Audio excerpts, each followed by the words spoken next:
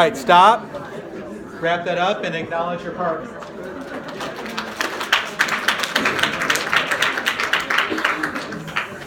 All right, so just a couple of quick housekeeping things. So one thing is just check your phone. Everybody, just check your phone, make sure it's, I know, even if you have it on vibrate, the vibrates can be very loud. So go ahead and put it on silent. And now, unless if you have to be reachable, then do what's appropriate. But it helps the people around you. And the other thing is that I am recording myself when I'm leading. All right, now if you come up to share and you don't want your share to be recorded, just tell me and I will stop recording. The purpose of the recording is for me and for my coach. So every seminar leader who leads has another seminar leader who's coaching them. And, for me really to look and see, am I delivering what I promised to deliver? So it's completely for my development as a seminar leader in keeping my word and what I promised. All right, and if you ever don't want to be recorded or have what you're saying recorded, then just tell me and I will stop it. Okay, so we're going to examine, we've been talking about integrity. The seminar is called Integrity. We're going to examine now what we mean by integrity. So if you ask, most people would include integrity as one of their core values. So how many of you, before you walked in here tonight, you would say, integrity is something I value? Everybody would say, yeah, of course. It's on every corporate, has it in their corporation, has it in their values. We value integrity. So everybody would say, oh, I value integrity. Of course, that's a silly question. So the first thing to consider in this seminar is that while people say they value integrity, for the most part, people don't have a clue about what they mean by integrity. So that's like a pull the rug out from underneath you, especially if you're in here like, no, I have more integrity than other human being in the planet. No, I'm saying to you too that you have no idea, you don't have a clue what integrity is. All right, so in fact, consider that why your life doesn't work. Why there's areas of your life that don't work. And why, for the most part, life doesn't work for human beings. And it doesn't take much to look out in the world and see there are a lot of things that don't work for human beings. That what's at the source of it is that people are clueless about integrity. Now, why this seminar is so powerful is that what might appear impossible is that integrity actually gives you an access to life working. So any place where life isn't working, any place where you have the experience of life is not working, that integrity is the thing that will give you access to life working. And if you brought integrity as a distinction to that area, then life would work in that area. And consider also that you cannot have life work until you have a relationship to integrity as itself. And right now, integrity's collapsed with a lot of other things. So we want to distinguish the already and always relationship to integrity. So I said that at the beginning. Like everybody walked in here with you have an already always relationship to integrity. And the best way to get at what that relationship is to notice what's there for you regarding integrity, is to notice what's there for you when you fail to keep your promises. Like kind of how I was interacting with Kelly. What's there for you when you fail to keep your promises? So when you fail to keep your promises, right? So just look for yourself. Get present to a promise or how you are about promises. When you fail to keep a promise, how do you react? What's right there for you? So these you can just raise your hand and I'll call it. You can shout out from your seat. So Santosh. Yeah. How do you react when you fail to keep your promise? Feel powerless. You feel powerless. You have an experience of being powerless. Okay. Great, thank you. Coco? I feel guilty. Feel guilty. Yeah, Ann? I just kind of ignore it. You just kind of ignore it. Okay, you just avoid. So how you react is you just avoid it. You ignore it. Okay? Yeah, Renee? Disappointment. Yeah, there's disappointment there. Alyssa? I diminish it like, oh, it's no big deal. That's no big deal. What's the problem? Joshua? Either try to ignore it or drown it out. Ignore it, drown out. Jennifer? I would say disappointing is like depressing as well. It gets me depressed. Great, thank you. And I didn't call you back today. Oh, no problem. but I will, I was exhausted. they'll get last complete night. tonight, okay? Thank you. Thanks, yeah. Fonda? Justify You justify it, don't you? Oh my God, yeah, no, of course I didn't keep my word. What's the big deal? So I get Nina? upset. If I can keep my word, I get upset. You just get upset, that's how you react, you get upset, okay, what, yeah, Artie? Defend myself, make others wrong. Okay, you make others wrong, okay, who else? Karen, how about you? How do you react when you fail to keep your promises? Tend to not make that promise in the future. So reduce the number of promises that. Okay, so you reduce the number of promises you made. Yeah? I tend to make excuses. Kipling? Yes, sir. I So you tend to make make excuses of why I was Yeah. unable to keep the promise. Okay, good. So, Bobby, last one? I beat myself up. Beat yourself up. Notice those aren't particularly positive attributes, okay? So now we're going to look at the reverse side of it. When you do keep your promises, so when you do keep your promises, how do you react? Or what do you say about yourself? Satish? Accomplish. You feel accomplished? Yeah. Same thing? Confident. You feel confident? Motivated to Motivated. do it again, to continue. Yeah, you want to continue, you want to do it again, you're motivated. Jennifer? Positive, energized. Okay, positive. Karina? Hopeful for any other promises that I might make in the future, I will keep them as well. Yeah, so you actually are hopeful about any promises that you might make in the future. Like, oh gosh, I can actually do this. Yeah, Kipling? I feel powerful and confident. Powerful and confident. Okay, great. Now how about some people who haven't raised their hand yet? Yeah, Rick? I feel whole. I feel like I'm doing what I'm meant to do. Yeah, I you feel like feel- a completion. You feel whole, there's a sense of completion. Okay, who else? Take one or two more. Yeah. Just makes me want to continue. Makes you want to continue. Angela, okay. I'm intentionally looking at your name tags because it takes me like 1 or 2 sessions before I have a name face recognition. Okay, great. So now if you boil all that down, right? So if you just kind of summarize what people said about when they fail to keep promises or you notice what's there for you. So the basic reaction is what? If you just kind of summarize all that together.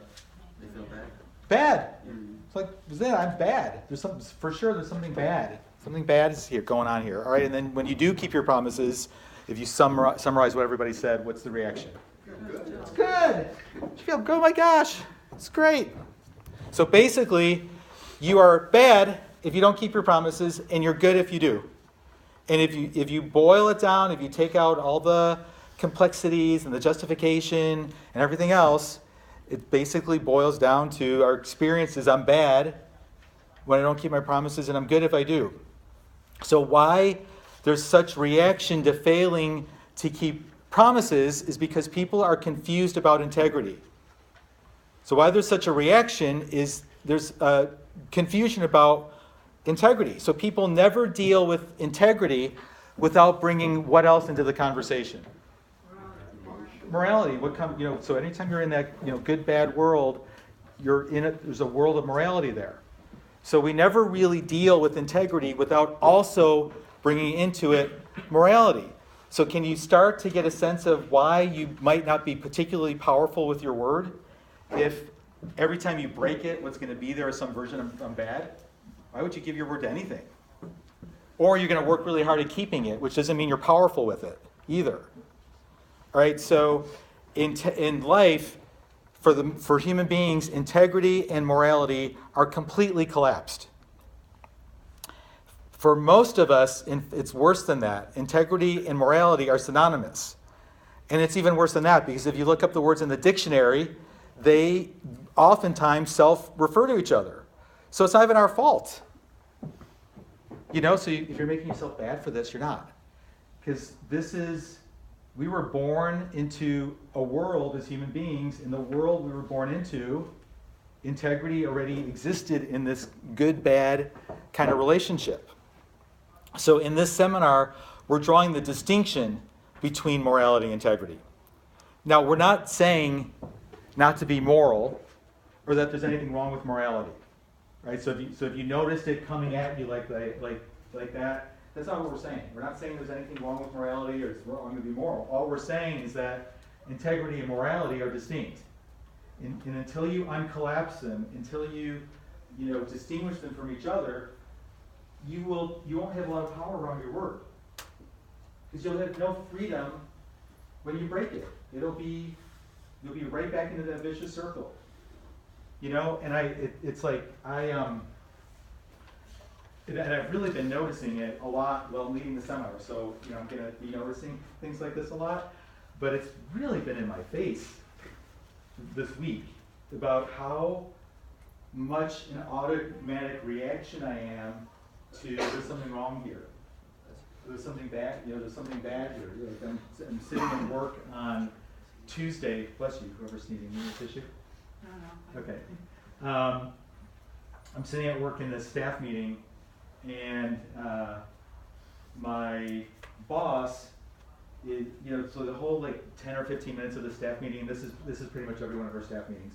The whole first 10 or 15 minutes, people are chit-chatting and just, you know, talking about, you know, just not important stuff, right?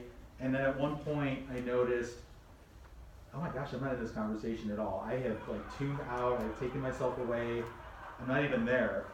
Now, the problem with that is, I've also been having conversations with my boss about how at work, I am being perceived by the people I work with as being too job focused.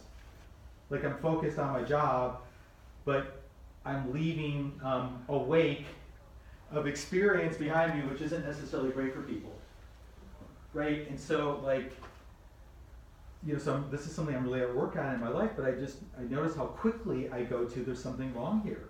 There's something wrong with the situation, it shouldn't be. And it's not even my meeting. It's her meeting. What do I care about what's getting accomplished or not accomplished?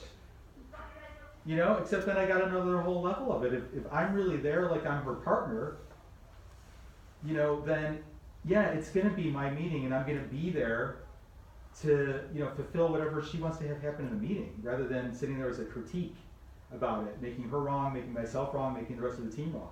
So it's like very subtle, but you could just start to notice how much you're out in the world, either making yourself wrong, making the people around you wrong, you know, particularly when it comes to your word. You know, because I've actually have said that I'm going to start showing up differently at work. And all it takes is 10 minutes of a staff meeting, and all of a sudden I'm not honoring my word. You know, I'm like checked out. You think people don't notice it when you're checked out? They do.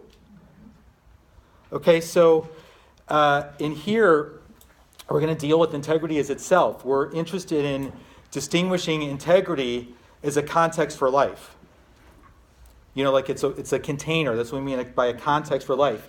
And by integrity, what we mean by integrity is the state of being whole and complete. So the state of being whole and complete, honoring one's word as oneself.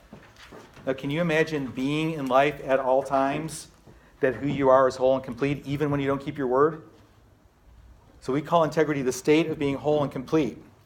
When something is whole and complete, now is it good if it's whole and complete? Maybe, but that would be, and it might be, well, yeah, of course. But really, look, if something is whole and complete, is it good?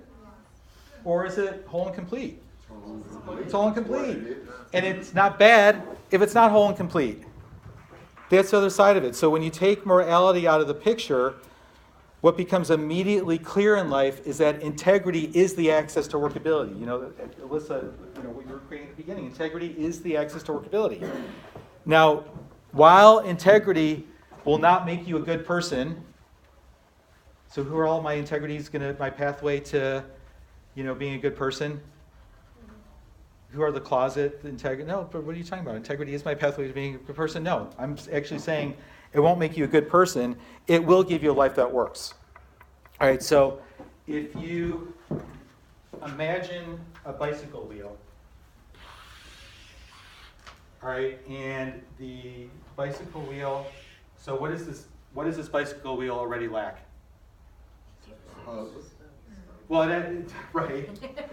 But if you so let me draw the rest of it, okay?